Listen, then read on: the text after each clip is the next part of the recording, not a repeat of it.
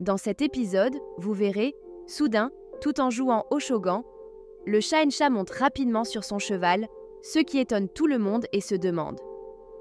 Ce qui se passe. La reine se lève de sa place alors que le Shahencha s'engage dans un combat avec un homme qui se tenait derrière Adga Sahib. Cet homme avait attaqué Adga Sahib.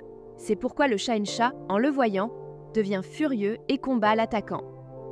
La femme d'Adga Sahib s'évanouit en voyant tout cela. Le Shahencha retire son épée de la taille d'Adga Sahib et dit « Appelez le Hakim immédiatement ». Le Hakim arrive et dit « Dieu merci, la blessure est mineure. Après un court repos, il se rétablira complètement. » Adga Sahib insiste sur le fait qu'il ne s'agit que d'une blessure mineure et qu'il guérira rapidement. Sa femme lui dit « Le Hakim a dit que tu as besoin de te reposer.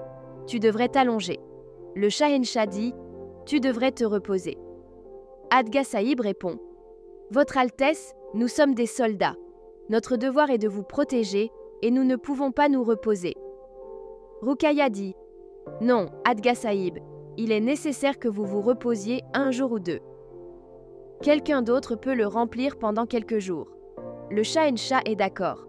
C'est une bonne idée jusqu'à ce qu'Adga Sahib se rétablisse. Vous assumerez toutes ses responsabilités. Maham Anga dit « Comme vous le souhaitez, Votre Majesté. Nous remercions Allah qu'Adga Sahib se rétablisse bientôt. » Le Shahencha demande alors « La question importante est, qui l'a attaqué ?»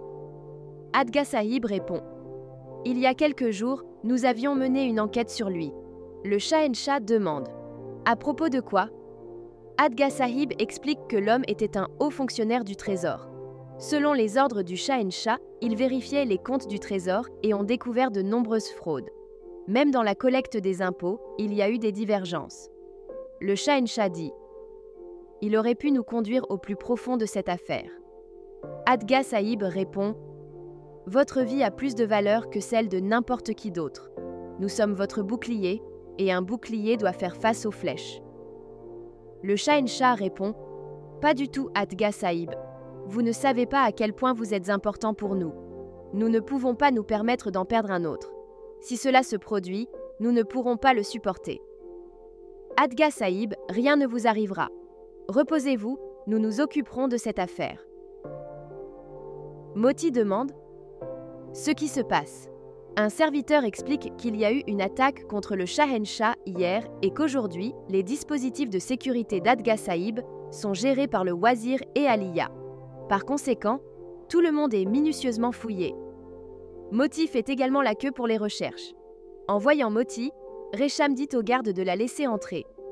Mahamanga demande ce que c'est. Moti répond qu'il s'agit d'offrandes du temple pour Jodharani. Mahamanga dit à Resham de vérifier les offrandes.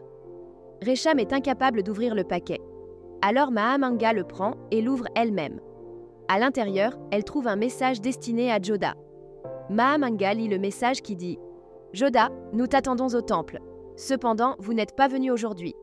C'est pourquoi ce message a été masqué et vous a été envoyé. Venez au temple le plus tôt possible. Nous savons que vous êtes en sécurité maintenant, mais nous souhaitons vous revoir. Nous voulons vous voir avant de partir. Nous ne partirons pas avant de vous avoir rencontré. » Mahamanga couvre le message et le rend à Resham, qui le remet ensuite à Moti. Mahamanga pense que quelque chose de nouveau se déroule et que Joda doit en être informé. Cela pourrait renforcer leur position. Moti se rend chez Joda et lui donne les offrandes et les fleurs. Joda dit de les placer près de Moti. Moti mentionne que Mahamanga effectue un contrôle de sécurité strict et se tient aux côtés des gardes. Joda dit que cela devrait être le CA. Depuis l'attaque d'Adga Sahib après l'arrivée de Benazir, tout a été chamboulé. Joda récupère le message et le lit. Elle demande à Moti « Qu'est-ce que c'est ?» Moti explique que le message vient de Sujamal, disant qu'il attendait Joda au temple, mais qu'elle n'est pas venue. Joda demande à Moti pourquoi Sujamal ne vient pas. Moti répond que Sujamal pourrait avoir des choses importantes à discuter avec eux. C'est pourquoi il voulait les rencontrer. Joda insiste sur le fait qu'elle doit rencontrer Sujamal immédiatement. Moti dit que si quelqu'un la voit partir, cela sera considéré comme un péché. Joda répond que Sujamal est comme un frère pour elle et qu'elle doit le rencontrer. Moti est d'accord, mais dit que si quelque chose arrive à Sujamal, ils devront répondre au Babou Sahib. Joda dit que Sujamal est son frère et qu'elle doit le rencontrer. Moti est inquiet, mais Joda insiste. Lorsque le Shahenshah arrive, il dit que Joda n'a pas besoin d'aller nulle part. Joda essaie de cacher le message, mais le Shahenshah le remarque et dit « Vous avez laissé tomber quelque chose ». Joda est surpris, mais le Shahenshah ramasse le message et le place sur la table d'appoint, car le message était écrit sur des feuilles déchirées.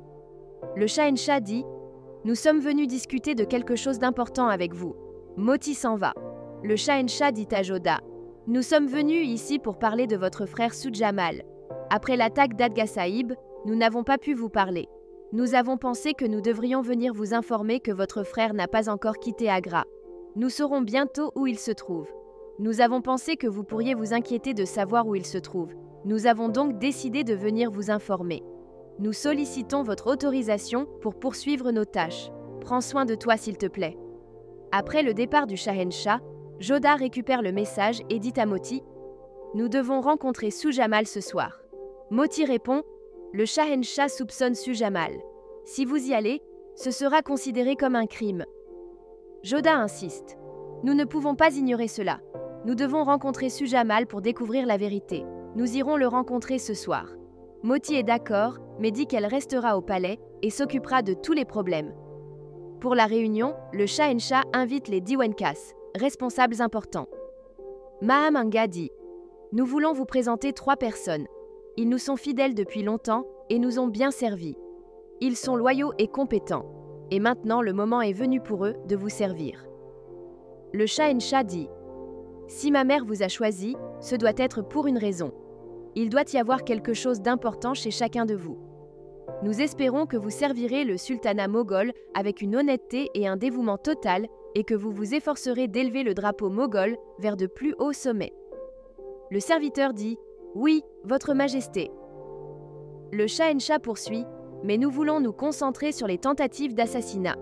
La même personne qui nous a attaqués a également attaqué Adga Sahib.